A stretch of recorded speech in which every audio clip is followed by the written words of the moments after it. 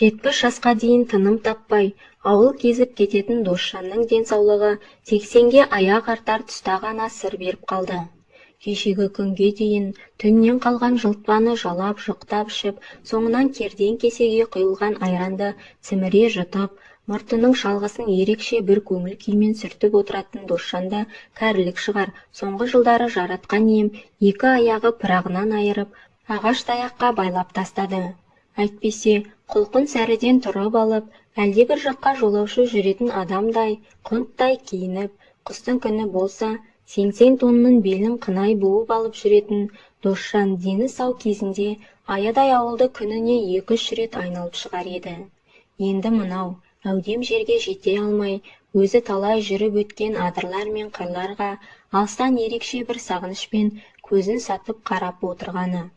Құдайдың құдіреті, ені сау, делбезесі бүтін, тек екі аяққа салынған тұсау ғана қақ байлап жүргізбейді. Әлгі Есжаннан не хабар бар? Дейді. Сосын төргі үйдегілерге дауыстап. Алдымен темір керует сықырлап, одан соң ол жақтан. Көке, кеше бара алмады, бүгін солай қарай жол жүремін, деп отыр, дейді келіні. Әй, бұларға сеніп тапсырған тірліктің, деп күңкілдеген шал теріс айналады. Сылтаулары таусылмайды. Әйтпесе сол шолпанды әлде қашан алып келетін уақыт болған жоқ па? Марқұм кемпірі екеуі бір шаңырақтың астында жұптасып 50 жыл өмір сүріпті. Байғұс Досжанның еркелігін өле-өлгенше көтеріп өтті. Мал дәрігерлік техникумын бітіріп келгеннен кейін осы ауылға веттехник болып орналасқан Досжанның наны бұған дейін мұндай маман болмағандықтан ба, дегеннен көтеріліп жүре берді. Ауылдағы жұрт ауру сырқау, көтере малдарын жетектеп Досжанға келіп тұрғаны.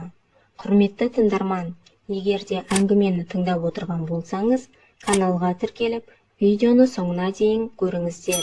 Қазақша каналдардың дамуына өз үлестеріңізді қосыңыздар. Досжан-ау, мына қарасан келгір 2-3 күннен бері жем-шөптен қалды, дейді Нұрбектің көзі тұздай кемпірі. Үстінде ақ халаты бар.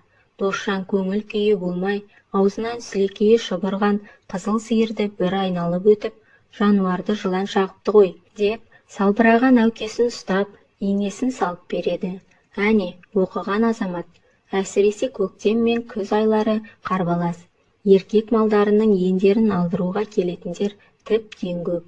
Досжан апталап, айлап, үйдің бетін көрмей түзде жүреді. Қойлы ауылды аралап, мал дәрлейді. Кімсің деп көкірегінен ешкім қақпайды. Қалаған шаңырағына тап нағашысының үйіне келген адамдай жамбастап жата кетеді. Көбінесе құранды ерінің басына іле салған дәрі-дәрмегінің сөмкесі салақтап, басқа фермаға қарайтын Көктұма ауылына қарай сар желіске салып, шоқытып бара жатқаны. Білетіндер, әй, Досекең дәуде болса, Шолпанға кеттау, деп топшылап отырады. Шолпан Досжанның бала күнгі ғашығы. Тек тағдыр шіркін, екеуін қоспай екіге айырып жіберді. Арадан жылдар жылжып, самайларына мысқалда бақ кірсе де, жастық шақтағы сол іңкәрлікті Шолпанды қайдам, қырма сақал 40-тан асқан Досжан әлі күнге жүрегінен өшіре алмай келеді.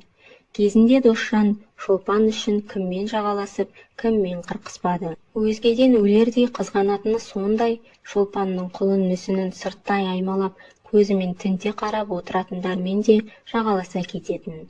Тағдыр шығар, сөйткен Шолпан бұған бұйырмады. Әскерде жүрген кезінде көрші ауылдың жігіттері баса көктеп алып қашып кетіпті. Кейін келгеннен кейін 2-3 рет Көктұмаға да барып қайтты. Неткен батылдық десеңші. Байы не дер екен деп те қаймықпай, тура үйіне барып есік қаққан. Іштен сақалы өсіп кеткен біреу шыққан. Кім керек деп ол тұтығып. Маған Шолпан керек деді. Үстінде Марияктың ала бажақ киімі бар. Досжан Зәкірдің суреті салынған белдігінің тоғасын бір сипап қойып. Сырттай Досжаннан хабары бар ма, әлде апайтөс жігітпен жағаласа кеткеннен сезгенді ме екен, сыртқы есікті жаппай тұрып, Шолпан, деп айғайлады. Саған біреу келіп тұр. Іштен жыртық кебісін тырып-тырып басып, өксесі жайылып, өңі тоза бастаған бейтаныс келіншек ас дайындап, қапылып жатыр ма, қолын алжапқышының етегіне сүрте шыққан. Досжанды көргенде, оның жанарының қарашығы шарасынан шыға жаздап барып, қайтадан бастапқы қалпына келген. Бұл баяғы көзі боталап тұратын Шолпан емес, басқа әйел еді. Басына кір-кір орамалын тарта салған қара торы келіншек кінәлі адамдай кебісінің ұшымен жер сызып төмен қараған. «Кешір, Досжан», деді сыбырлап. Даусында өкініш бар еді. Ол байғұста тұрған не бар? Күйеуін сабағысы келген. Тек жемі-жемге келгенде заңның қаһарынан сескенген. «Екеуміздің әскердің алдында бір бөлмеде түнегеніміз есіңде ме?» деді Досжан. Түнгі алашабыр бұлттардың арасымен жүзген айдың жарығы астында отырып, уыз ерніңнің дәмін алып, сумаңдаған қолдарым етектен төмен қарай жылжыған кезде, әдемі жанарың суық сес шашып, ашқарақ саусағымды орнына қойған сәтің есімнен кетпейді. Соны қақпағаныңда не болар еді? Ұялғанынан орамалының астына бұрымын жасырған келіншектің бетінің ұшына қызыл ойнап шыға келген. «Еркіңде едім ғой». Досжан бармағын тістеді. Досжан осыдан кейін сыбай салтаң жүре берер ме? Қайтер еді?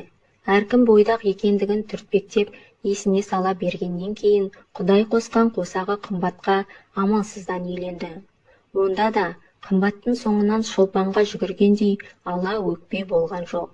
Ауылда фермада есепші болып қызмет істейтін қара торы қызға көңілінің бар екенін сездіріп еді, ол жазғанда болмайды деп басын алып қашқан жоқ. Жылы жымиып теріс айналған. Содан арада бір ай өткеннен кейін есепші қыз Досжанның шаңырағына келін болып түсті. Марқұм мына фәниде бар болғаны 65 жыл ғана ғұмыр кешіп, әрдайым алып ұшып, көңілі өзгені іздеп жататын күйеуінің тастай суық денесін құшақтап жатса да, соны Досжанның бетіне мін ретінде баспай, балпанақтай 5 перзент тауып беріп өмірден озды. Байғұс, басымның сақинасы ұстап қалды, деп төсек тартып жатып қалушы еді. Ақыры сол ауру алып тынды. Үлкен ұлы Есжанның шешесін қаратпаған жері қалмаған. Алматы мен Астана бұлай тұрып, Германияға да апарып емдетті. Кейін қан қысымына ісік қосылғаннан кейін мүлдем тұралап жатып қалды. Марқұм өлерінің алдында 4 ұлы мен қызын жанына шақырып алып, әкелеріңе қараңдар, деп аманаттап тапсырып кетті. Тірі болса, биыл 70 жасқа толар еді. Шолпан қымбаттан 1 жас кіші. Заты әйел демесең, екеуінің бір-бірінен айырмашылығы жоқ сияқты.